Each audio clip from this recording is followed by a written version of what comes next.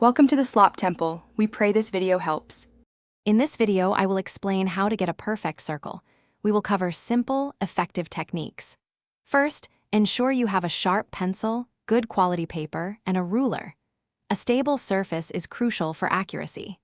Remember, the radius is the distance from the center to the edge, determining your circle's size.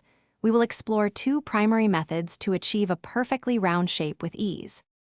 The drawing compass is your best friend for perfect circles.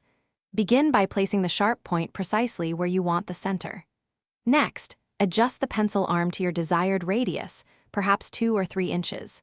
Hold the compass gently by its top, not the legs, and rotate it smoothly in one continuous motion. Maintain consistent pressure to ensure an even, clear line all the way around. For larger circles, or if you lack a compass, the string and pencil method works wonderfully. First, tie one end of a piece of string firmly around your pencil.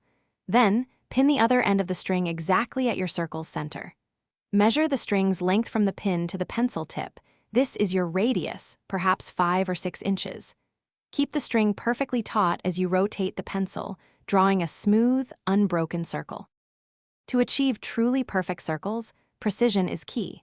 Always use a very sharp pencil to ensure your lines are crisp and thin, making any imperfections less noticeable.